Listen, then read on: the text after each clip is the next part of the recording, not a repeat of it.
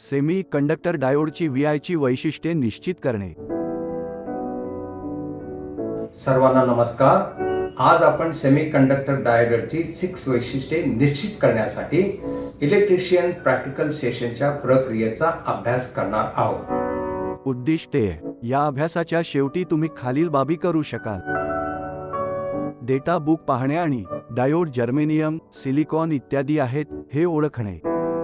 Operating voltage आणि current रेटिंगची पडताळणी करणे.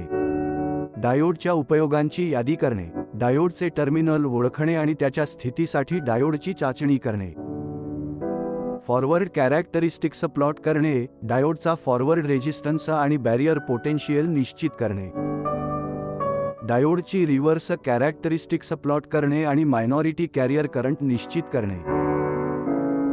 साधने उपकरणे: मल्टीमीटर डिजिटल 1 संख्या, व्होल्टमीटर MC 0 ते 1 व्होल्ट 1 संख्या, मिलीॲमीटर MC 0 ते 25 मायक्रोॲम्प 1 संख्या, व्होल्टमीटर MC 0 ते 30 व्होल्ट 1 संख्या, मायक्रोॲमीटर MC 0 ते 100 मायक्रोॲम्प 1 संख्या, सेमीकंडक्टर डायोड डेटा बुक 1 संख्या.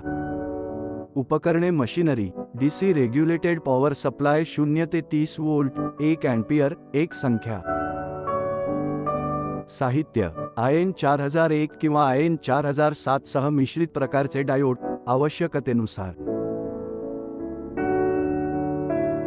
570 ओम 5 वॅट पोटेन्शिओमीटर 1 नग. SPST स्विच 6 अँपिअर 250 व्होल्ट 1 नग. ब्रेडबोर्ड 1 नग. ब्रेडबोर्डसाठी योग्य कनेक्टिंग वायरसह आवश्यकतेनुसार. क्लिपसह पॅच कॉर्ड्स 2 सेट. 100 ओम क्वार्टर वॅट रेझिस्टर 1 नग. 10 ओम क्वार्टर वॅट रेझिस्टर 1 नग. डेटा बुकमध्ये डायोड पाहणे.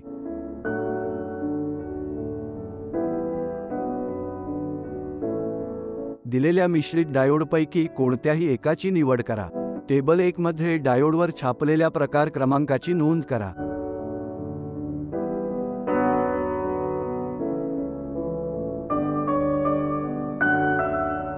डायोड डेटा बुक पहा आणि निवडलेल्या डायोडचा प्रकार क्रमांक शोधा. मटेरियल किंवा मॅट दाखविणारा स्तंभासाठी डेटा बुक तपासा. उल्लेख केलेल्या डायोडसाठी खाली दिलेल्या टिप्सचा वापर करून सेमीकंडक्टरच्या प्रकाराची नोंद करा.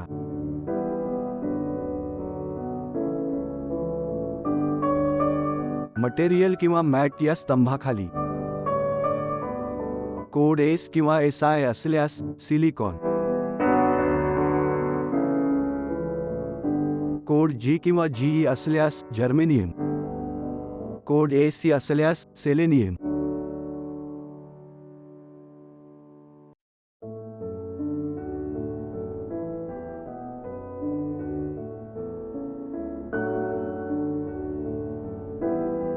संदर्भित डायोडसाठी VR किंवा PIV असे संक्षिप्त रेट केलेले पीक रिव्हर्स व्होल्टेज सूचित करणाऱ्या स्तंभासाठी डेटा बुक पहा.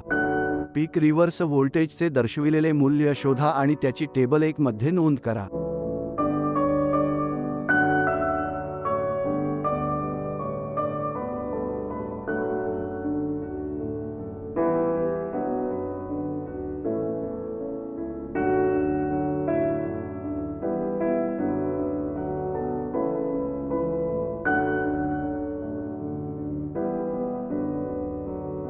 पायरी 4 मध्ये केल्याप्रमाणे माहिती मिळवा आणि डेटा बुकमधून संदर्भित डायोडच्या खालील वैशिष्ट्यांची नोंद करा. F चे F कमाल सरासरी फॉरवर्ड करंट. VF चे VF निर्दिष्ट F वर फॉरवर्ड व्होल्टेज ड्रॉप. IS कमाल फॉरवर्ड सर्ज करंट.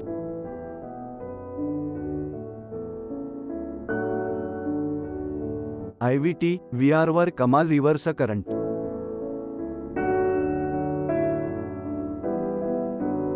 फंक्शन डायोडचा सामान्य वापर उपयोग.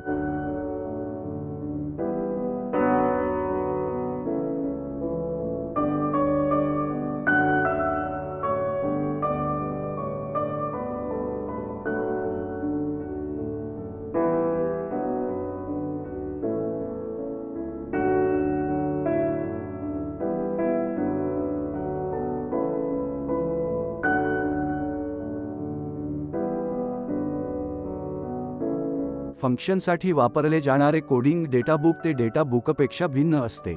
अडचण आल्यास प्रशिक्षकांचा सल्ला घ्या.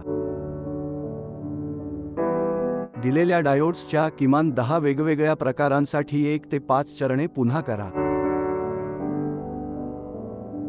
डायोड डेटा बुक किंवा डायोड डेटा बुकच्या समकक्ष बुकचा संदर्भ घ्या आणि प्रत्येक डायोडसाठी 1 किंवा 2 समकक्ष डायोड प्रकार ओळखा, ज्यासाठी तुम्ही विशिष्टता गोळा केली त्या डायोड्ससाठी. आपल्या प्रशिक्षकाद्वारे आपल्या कामाची तपासणी करून घ्या. दिलेल्या डायोडचे टर्मिनल लीड्स ओळखणे. ओहम रेंज W/1 मध्ये मल्टीमीटर सेट करा. त्याच्या लीड्सला एका MC ला जोडा. मल्टीमीटर आउटपुट व्होल्टेजची पोलॅरिटी शोधण्यासाठी व्होल्टमीटर 0-3 व्होल्ट. डिजिटल मल्टीमीटरमध्ये चिन्हांकित पोलॅरिटी आणि आउटपुट व्होल्टेजची पोलॅरिटी समान असते. व्होल्टमीटरचे डिफ्लेक्शन तपासा. जर ते व्होल्टेज दर्शवत असेल तर व्होल्टमीटरच्या पोलॅरिटीशी संबंधित मल्टीमीटरचे टर्मिनल चिन्हांकित करा. व्होल्टमीटरच्या पोलॅरिटीच्या विरुद्ध असलेल्या मल्टीमीटरचे टर्मिनल चिन्हांकित करा. जर व्होल्टमीटरने किकबॅक केले तर मल्टीमीटरसाठी पॉझिटिव्ह चिन्हांकित टर्मिनल डायोडच्या एका टर्मिनलशी आणि दुसरे टर्मिनल निगेटिव्हशी जोडा आणि वाचनाचे निरीक्षण करा. जर मीटर कमी रेझिस्टन्स वाचत असेल तर मीटरच्या निगेटिव्ह चिन्हांकित टर्मिनलशी जोडलेल्या डायोडची लीड एनोड आहे आणि दुसरी लीड कॅथोड आहे. जर मीटर आकृतीप्रमाणे डिफ्लेक्ट होत नसेल तर मल्टीमीटरसाठी पॉझिटिव्ह चिन्हांकित टर्मिनलशी जोडलेल्या डायोडची लीड कॅथोड आहे आणि दुसरी लीड एनोड आहे. जर मीटरने दोन्ही पोलॅरिटीसाठी कमी रेझिस्टन्स वाचत असेल तर डायोड आखूड आहे. जर मीटर दोन्ही पोलॅरिटीसाठी उच्च रेझिस्टन्स वाचत असेल तर डायोड खुला आहे. डायोडची फॉरवर्ड VI वैशिष्ट्ये निश्चित करणे. आकृतीमध्ये दर्शविल्याप्रमाणे ब्रेडबोर्डमध्ये सर्किट तयार करा. सुरुवातीला VB=0 सेट करा आणि पॉवर सप्लाय चालू करा. VB=5 व्होल्ट सेट करा. पोटेन्शिओमीटरला किमान स्थानावर सेट करा. स्विचेस बंद करा आणि टेबल 1 नुसार 0.1 व्होल्टच्या पायऱ्यांमध्ये डायोडवर व्होल्टेज वाढविण्यासाठी पोटेन्शिओमीटर समायोजित करा. टेबल 1 मध्ये ॲमीटरद्वारे वाचन करण्यात आलेल्या करंटच्या संबंधित मूल्यांची नोंद करा.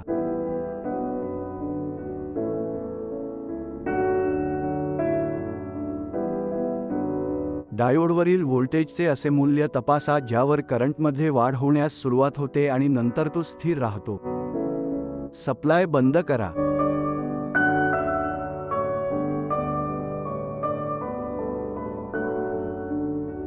X अक्षावर VF आणि Y अक्षावर IF घेऊन आलेख प्लॉट करा. फॉरवर्ड रेझिस्टन्स निश्चित करणे. RF=VF/IF ohms. ग्राफमधून असे नी पॉइंट व्होल्टेज निश्चित करा ज्यावर मोठ्या प्रमाणात करंट वाहण्यास सुरुवात होते. खालील मूल्य टाका. नी पॉइंट व्होल्टेज 0.7 व्होल्ट्स. जर नी पॉइंट व्होल्टेज अनुक्रमे 0.3 व्होल्ट किंवा 0.7 व्होल्ट असेल तर डायोड अनुक्रमे जर्मनियम किंवा सिलिकॉन आहे. टिप: जर सॅच्युरेशन करंटमध्ये डायोड पोहोचला नाही तर दाखविल्याप्रमाणे व्होल्टेज 2.0 व्होल्टच्या पलीकडे वाढवा. डायोडची रिव्हर्स VI वैशिष्ट्ये निश्चित करणे. आकृतीमध्ये दाखविल्याप्रमाणे एक ब्रेडबोर्डमध्ये सर्किट तयार करा. पॉवर सप्लाय चालू करा आणि स्विचेस बंद करा. टेबल 2 नुसार पॉवर सप्लाय चालवून डायोडवरील व्होल्टेज हळूहळू वाढवा आणि ॲमीटरद्वारे वाचन करण्यात आलेल्या संबंधित करंटची टेबल 2 मध्ये नोंद करा. पॉवर सप्लाय बंद करा.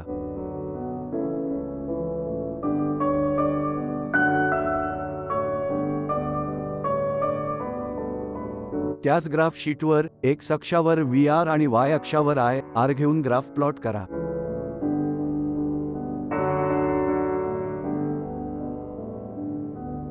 ग्राफमधून मायनॉरिटी कॅरियर करंट निश्चित करा इक्वल टू 10 मायक्रो अँपिअर. जर रिव्हर्स व्होल्टेज डायोडच्या PIVच्या बरोबरीचे झाले तर डायोड चालणे सुरू होते आणि डायोडच्या PIVच्या पलीकडे व्होल्टेज वाढवू शकत नाही.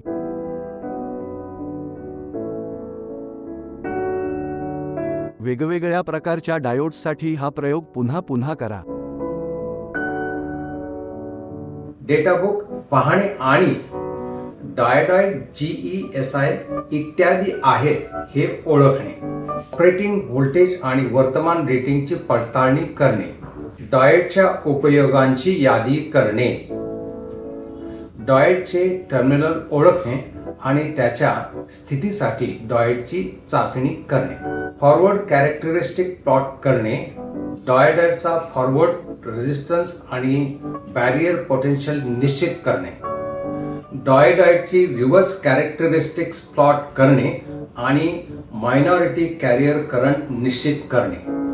आशा आहे की आपल्याला ही तांत्रिक प्रतिक्रिया स्पष्टपणे समजली आहे.